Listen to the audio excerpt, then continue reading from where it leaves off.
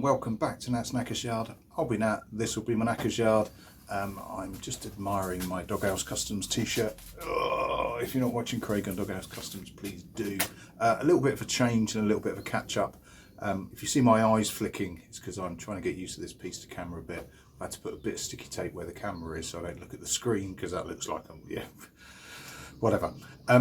By way of a bit of a catch up, it's been a horrendous couple of weeks, to be brutally honest. Now, for Ivan, my ER6N, I've mentioned before about my exhaust header bolts looking pretty ropey, and in fact I really need to do something about them before they go wrong. They went wrong, and I've had a bit of a bitch over a good few days doing it. Now I've had most of this week off. It's not half term, is it? It's school holidays, Easter holidays. So I've taken the week off, most of which has been hidden in my garage, which has gone down particularly well. But my bolts were pretty screwed. I did manage to get one out complete.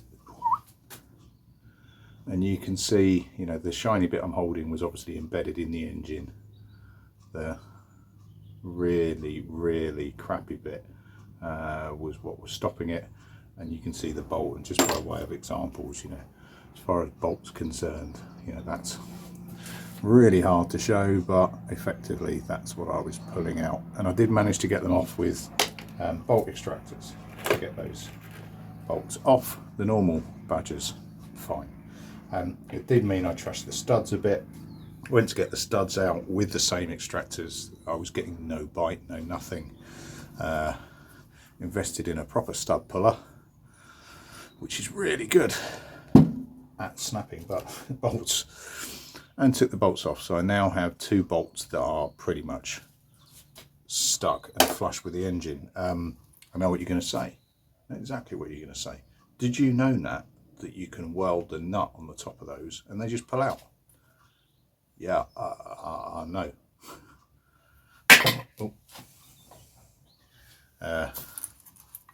Yeah, I really know.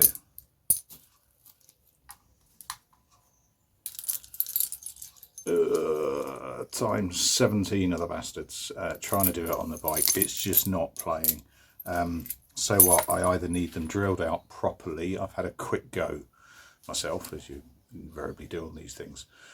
None of my drill bits are anywhere near good enough. They're just not, they're not biting, and in fact, if anything, they're skipping, and I'm really in danger of trashing that aluminium housing around it. So discretion being the better part of valor, I'm going to get somebody else to do that. Now, what I could do, and what I was initially going to do, because I hit a bit of a down point, frankly, was just to ship the whole bike out and say, fix that, please. And that's a 2010 bike. It's worth about £1,000. It's going to cost somewhere pretty freaking close to that to get them to strip the head off, sort the head, put it all back together. So I think what I might do is strip the head off myself, have another go at welding with it off the bike, therefore flat, so I'm not doing it on a air this side, engine this side, on an inclined slope. So I've actually got some hope of getting dripping some weld into it, rather than trying to push a molten liquid uphill against gravity, which is where I have been. So I think slight direction change is to try and sort out the ER6 snapped off header bolts, having absolutely no joy with it at all. So that's probably going to be the next focus. I need some space to do that. I do have next to me down here, you can just see on screen, Mick, the XJ650. Let me see if I can pin you down so you can see a little bit better. Oh, there we go. Just. You see, he's got no airbox on him anymore.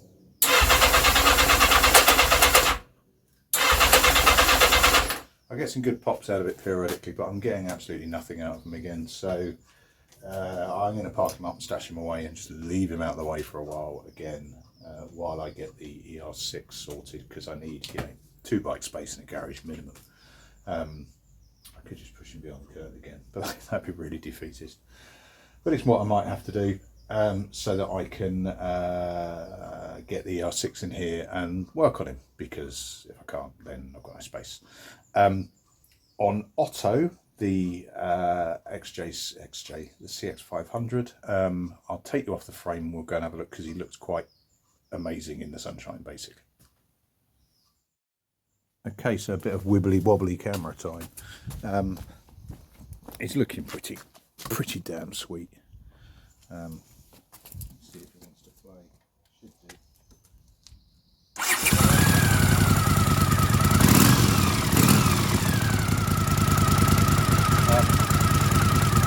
He is no longer on the market.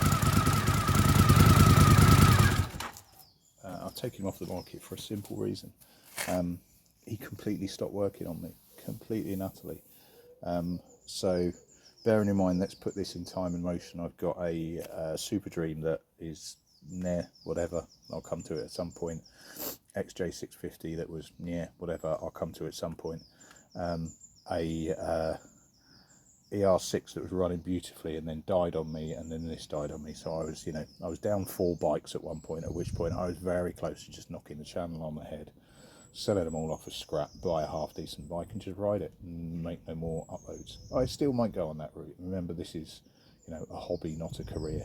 And if a hobby takes you in a different direction, so be it. But I went through top to tail on this, absolutely top to tail. The carb has been absolutely gutted and cleaned within an inch of its life. I was still getting nowhere.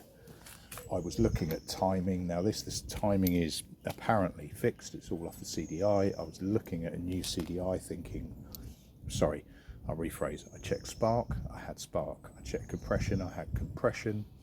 110, 115, not fantastic, but more than enough, or should be enough. The carb was clean to within an inch of its life, so it wasn't that. So I had fuel, I had compression, had spark, and it still wasn't playing.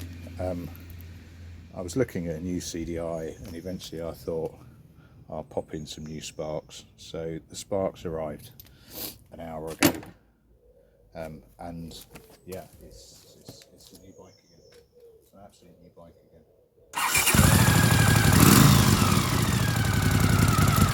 Now, while it was struggling and I was getting some wicked backfires out of it, let me see if I've still got the stuff that came out of the exhaust. I'll probably fast forward you, because this will be dull. And I'm back. So I was getting all sorts of weird backfires, which was making me think that it was a timing more than anything else. And one of the backfires was a big one. I'll see if I've still got any video of it. If I do, I'll drop it in here.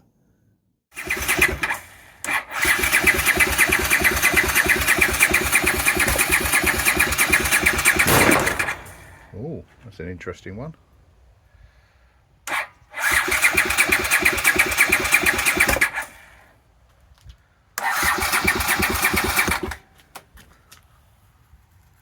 It's just fired something out of the exhaust. That's a new one.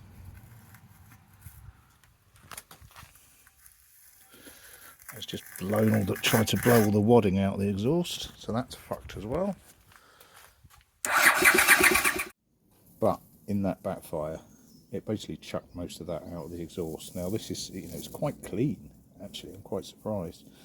It's got some loose wiring thrown in it, so I think somebody had just chewed up a load of wadding, put some wire in it so it would stay, and just bent that wire in, hoiked it down the exhaust and chucked it back out, and the force of the exhaust was holding it in until eventually it had a massive backfire and tried to spit the whole lot out in a oneer. I'm not sure if that's focusing at all. It's in the dark. Terrible cinematography. Anyway, so it means the exhaust is louder, probably, but hey, it's still fine.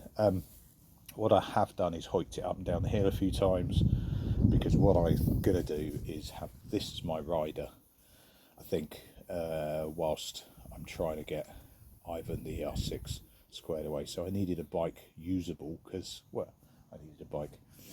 This weather's beautiful and I'm missing out on it because I've only got 4 wheels.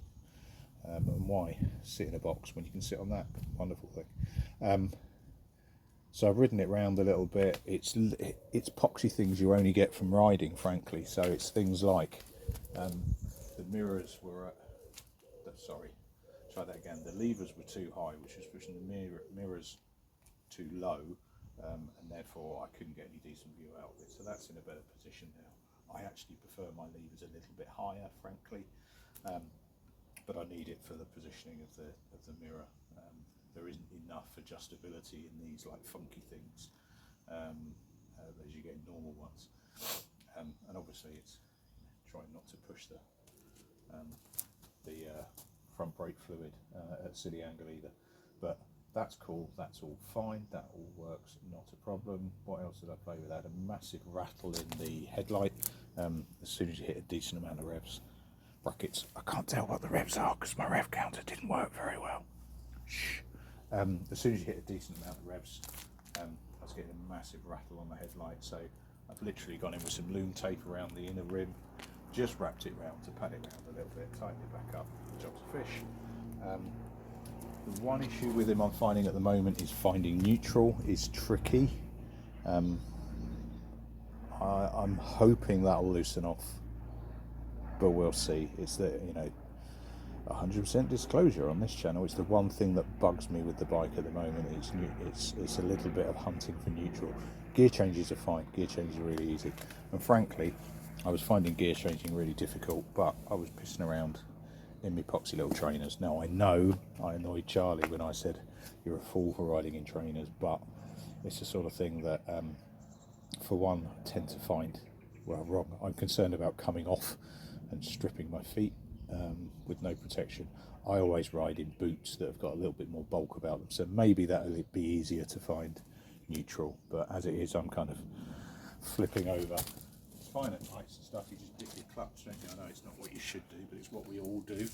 But yeah, I'm finding that I'm clutching and finding it with my hand, if you'll excuse the pun, Vicar. But yeah, it's a lovely place to be.